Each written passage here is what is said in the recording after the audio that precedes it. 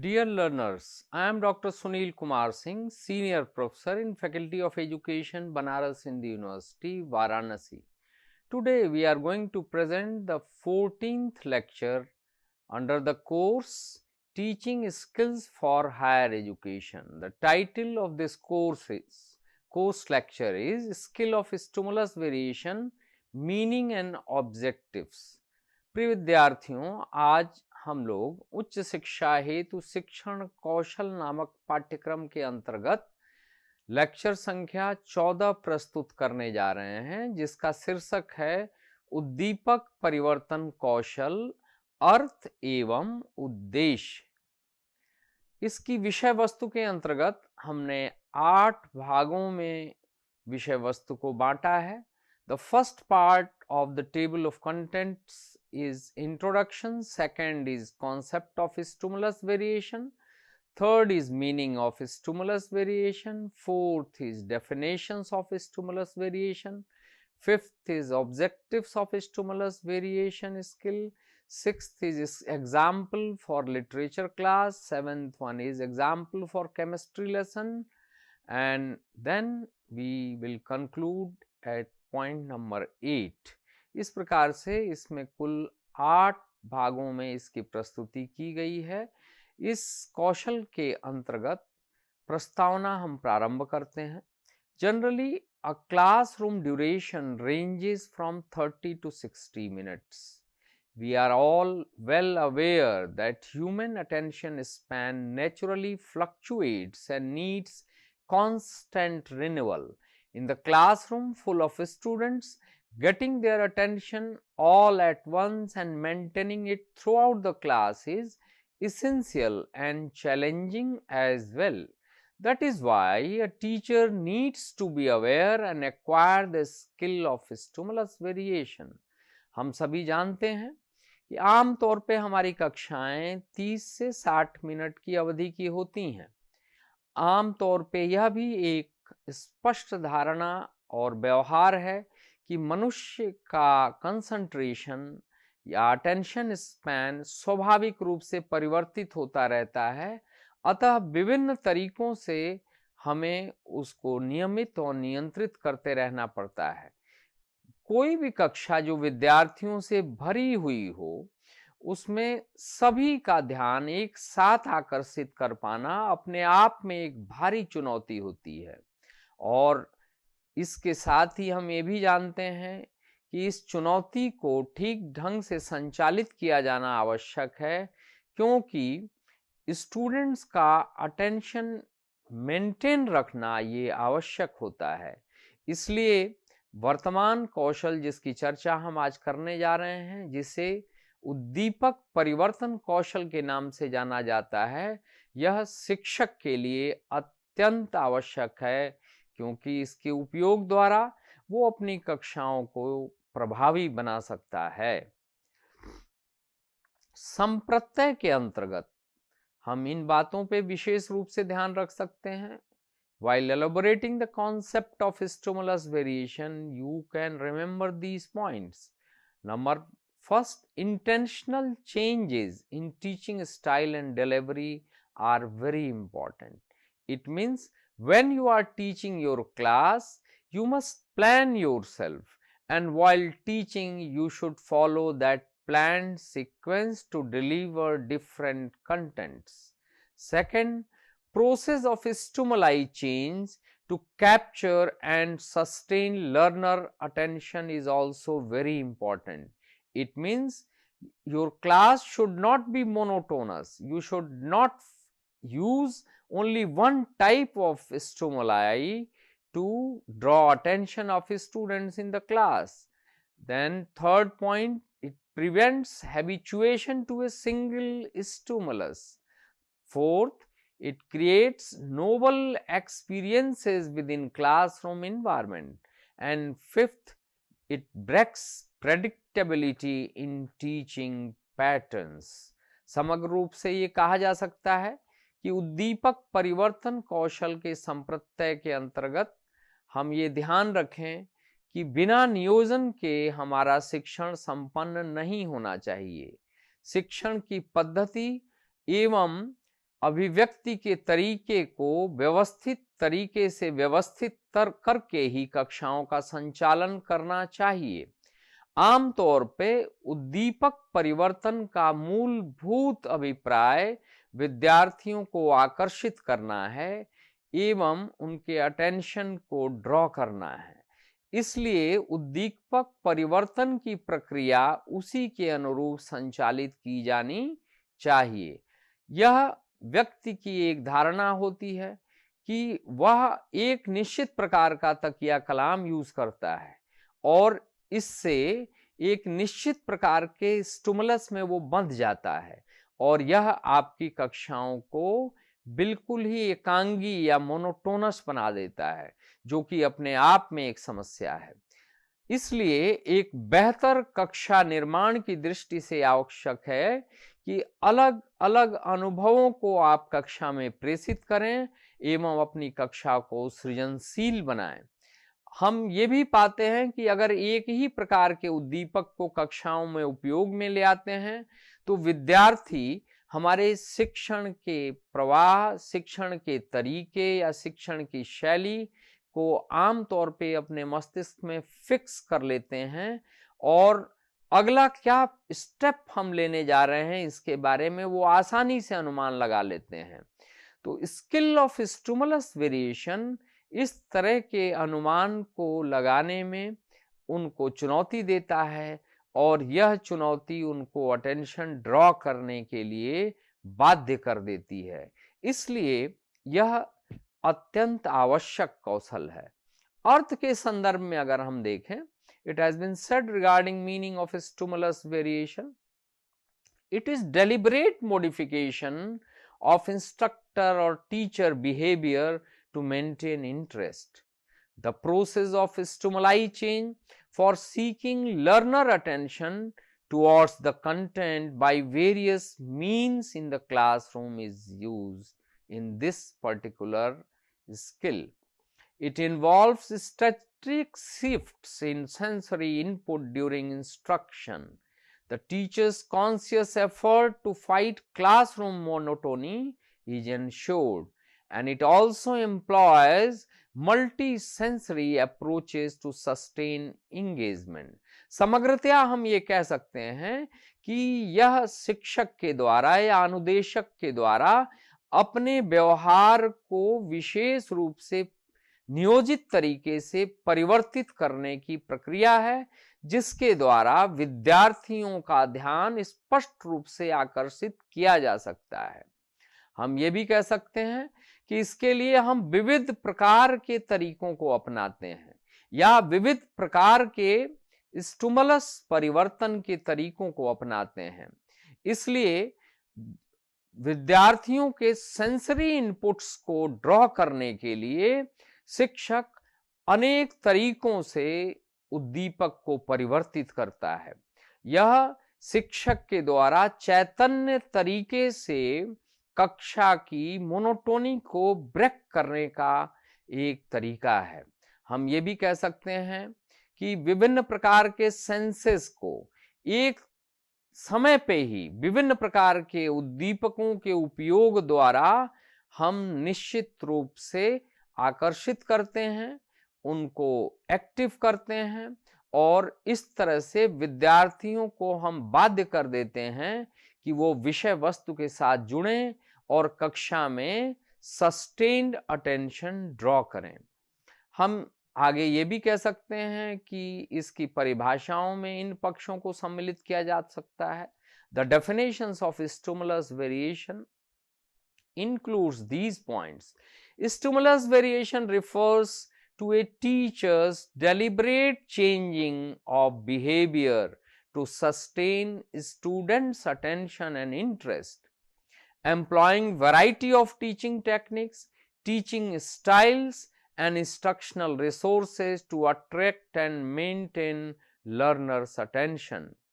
It is use of a range of stimuli to constantly attract attention and maintain interest by varying the pattern of interaction. समग्रतया ये कहा जा सकता है कि उद्दीपक परिवर्तन कौशल के अंतर्गत शिक्षक स्वतः नियंत्रित तरीके से अपने व्यवहार को नियोजित करता है एवं इस व्यवहार का नियोजन विद्यार्थियों के आकर्षण के लिए और उनकी रुचि को बनाए रखने के लिए किया जा सकता है। विशिष्ट तौर पे एक शिक्षक विभिन्न प्रकार की तकनीकियों, शिक्षण शैलियों और विभिन्न प्रकार के संसाधनों का उपयोग करके और अपनी कक्षा को प्रभावी बनाता है, विद्यार्थियों को आकर्षित करता है। इसके अंतर्गत हम सतत तरीके से विभिन्न प्रकार के उद्दीपकों का उपयोग करते हुए विद्यार्थियों को आकर्षित करते हैं और उनकी रुचि को बनाए रखते हैं। हम ये भी देखते हैं कि अंतःक्रिया की शैली में परिवर्तन करना भी अपने आप में एक उद्दीपक परिवर्तन कौशल का तरीका है। हम कुछ उद्देश्यों की चर्चा यहाँ पे करेंगे। We will discuss about some of the objectives of stimulus variation skill. Number 1, attention management is foremost thing. It attracts and maintains learners' focus. It reduces distractions in the learning environment. विद्यार्थियों के ध्यान को प्रबंधित करने के लिए हम विद्यार्थियों को आकर्षित करते हैं। इसके द्वारा विद्यार्थी अपनी परिवेश के अन्य उद्दीपकों के कारण अप्रभावी रहता है एवं कक्षा में अपने ध्यान को बनाए रखता है। Second one is interest development. It generates curiosity about subject matter and it creates intellectual excitement through variety. यहाँ हम ये देख सकते हैं कि विद्यार्थियों के रुचि के विकास के लिए हम विभिन्न प्रकार के तरीके अपनाते हैं और विद्यार्थी के अंदर विषय वस्तु की उत्सुकता लगातार बनी रहती है। इस प्रकार की उत्सुकता मूल रूप से उसके संज्ञानात्मक पक्षों को प्रभावित करती है और वह लगातार उत्सुक रहता है कि आगे क्या होने वाला है। Third one is cognitive engagement. It is one of the important objectives of stimulus variation skill. It stimulates different thinking processes. It activates multiple neural pathways for learning. हम ये कह सकते हैं कि संज्ञानात्मक रूप से विद्यार्थी को संलग्न रखने के लिए हम विभिन्न प्रकार की चिंतन प्रणालियों का उपयोग करते हैं, जिसके द्वारा विद्यार्थी सतत आकर्षित रहता है। साथ ही हम ये भी देखते हैं कि हम बहुविध मानसिक तरीके या मानसिक प्रणालियों का भी उपयोग करते हैं, जिससे विद्यार्थी सतत रूप से संज्ञानात्मक तरीके से कक्षा में सक्रिय बना रहता है। इसी प्रकार से fourth aspect is related with breaking monotony. It combats habituation to single teaching method. It also prevents attention fatigue during instruction. तो विद्यार्थी के एकांगीपन को तोड़ने के लिए भी इसका उपयोग किया जाता है। हम एक ही शिक्षण विधि पर अपने को जमाए नहीं रखते हैं, बल्कि हम उसमें भी परिवर्तन करते हुए और कक्षा को आकर्षित करते हैं। विद्यार्थियों का फैटीग भी डेवलप हो जाता है, इसलिए विद्यार्थी के अटेंशन फैटीग को कम करने के लिए भी इसका उपयोग किया जाता है। Fifth one is addressing learning styles. For addressing learning styles, we see that stimulus variation skill accommodates diverse sensory preferences. It also provides multi-sensory learning opportunities. And in sixth, it enhances retention. It improves memory through varied stimuli and creates multiple retrieval cues for information. तो हम ये कह सकते हैं कि विभिन्न प्रकार की अधिगम शैलियों का उपयोग करके विद्यार्थियों की इंद्रियों को हम आकर्षित करते हैं और मल्टी सेंसरी एक्सपीरियंसेस प्रोवाइड करते हैं। हम विद्यार्थियों के धारणी क्षमता को भी बढ़ाते हैं। इसके लिए हम विविध प्रकार के संकेतों का उपयोग सूचना को प्रेषित करने के लिए करते हैं। Objectives also includes the seventh aspect, that is active participation. It involves students in the learning process and it transforms passive listeners into active participants. We see that active engagement of students is very important in the classroom, and this skill indeed works actively in this. हम यहाँ देख सकते हैं कि विद्यार्थियों की सक्रिय भागीदारी को यह कौशल सुनिश्चित करता है और असक्रिय विद्यार्थियों को निश्चित रूप से विविध तरीकों से सक्रिय होने के लिए बाध्य करता है। 8th one is classroom management. It reduces disruptive behavior through engagement. It creates dynamic but controlled learning environment. By applying proper cues, proper stimuli, we are able to control our classes well. हम समग्र तरीके से कक्षा प्रबंधन करने के लिए विभिन्न प्रकार के संकेतों का उपयोग करते हैं, विभिन्न प्रकार के उद्दीपकों का उपयोग करते हैं और कक्षा को ऊर्जा से पूर्ण आकर्षित कक्षा के रूप में विकसित करते हैं। Now there are some examples for literature class. Here there are two particular columns you can see before you. One is without stimulus variation, another is with stimulus variation. Without stimulus variation, you will find that teacher stands in one spot in the classroom. Then monotone voice reading poetry analysis is done by him. No visual aids or student interactions are done by him, and the result is students are disengaged and distracted. हम ये कह सकते हैं कि यदि उद्दीपक परिवर्तन का उपयोग हम नहीं करते हैं तो इसमें ये उदाहरण हो सकते हैं। कक्षा में आमतौर पे शिक्षक एक ही जगह खड़ा रहता है, उसकी आवाज में कोई आरोह अवरोह नहीं होता है, एक सटीक प्रवाह में वो खाली बोलता रहता है। किसी भी प्रकार के दृश्य श्रव्य सामग्रियों का उपयोग अंतःक्रिया को प्रेरित करने के लिए नहीं किया जाता है और परिणाम ये होता है कि विद्यार्थी कक्षा में सक्रिय नहीं होते हैं और उनका ध्यान भी आकर्षित नहीं रहता है।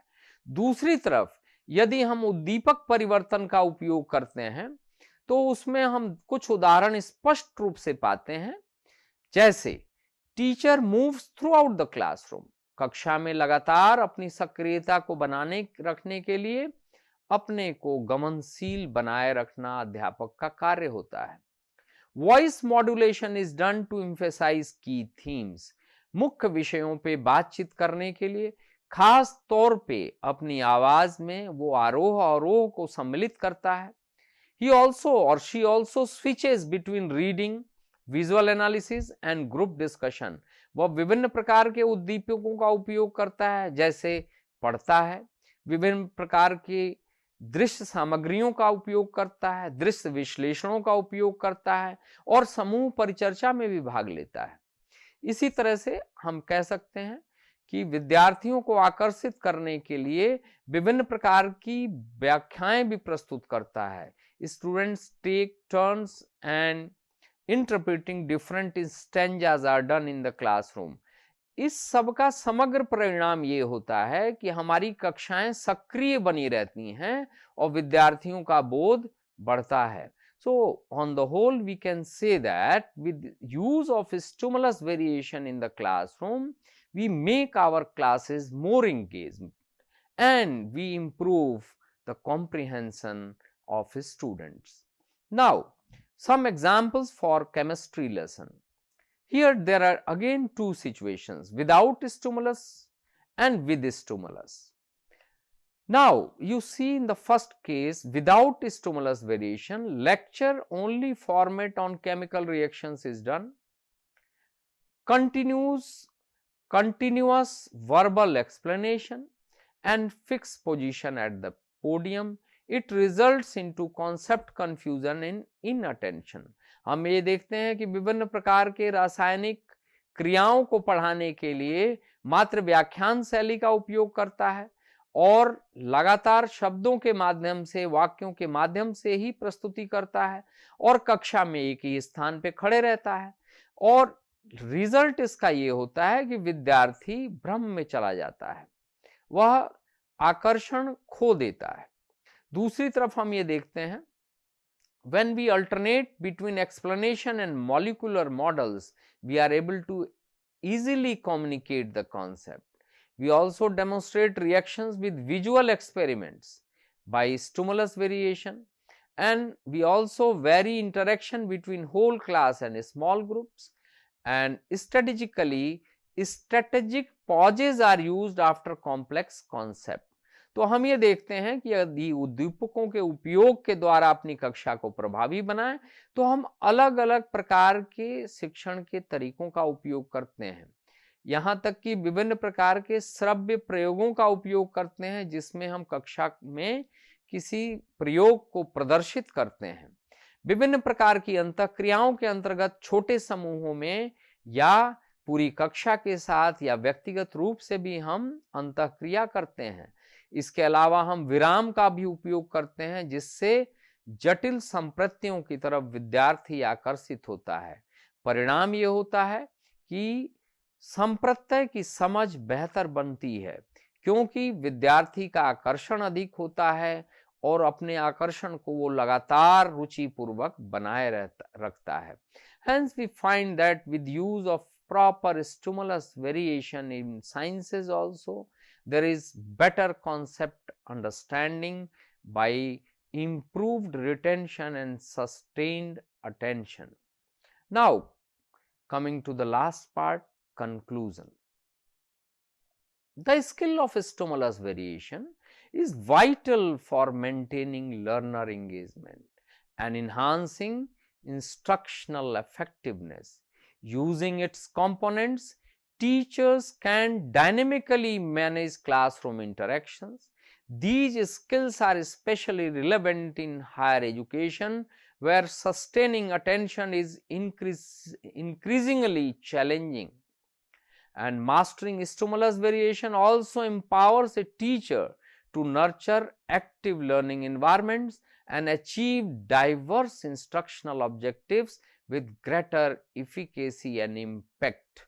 समग्रतया निष्कर्ष में हम ये कह सकते हैं कि उद्दीपक परिवर्तन कौशल अत्यंत आवश्यक कौशल है क्योंकि इसके द्वारा हम विद्यार्थियों की सक्रियता को बनाए रखते हैं और अनुदेशात्मक उद्देश्यों को प्रभावी ढंग से प्राप्त कर पाते हैं। हम ये भी देखते हैं कि हम कक्षा के प्रबंधन में भी ज़्यादा प्रभावी हो पाते हैं। इस कौशल के समुचित उपयोग के द्वारा विशेष तौर पे उच्च शिक्षा में भी विद्यार्थियों का हम लगातार आकर्षण बनाए रखते हैं। विशेष तौर पे उच्च शिक्षा की कक्षाओं को समझना और उनको संचालित करना अत्यंत चुनौतीपूर्ण होता है, परंतु यह कौशल हमें यह सक्षमता देता है कि इसकी पारंगतता द्वारा हम अपनी कक्षा को एक बेहतर सक्रिय कक्षा के रूप में पोषित कर पाते हैं, एक बेहतर अधिगम परिवेश का निर्माण कर पाते हैं और विविध प्रकार के अनुदेशात्मक उद्देश्यों को हम ज़्यादा स्पष्टता के साथ और प्रभाविता के साथ हम प्राप्त कर पाते हैं।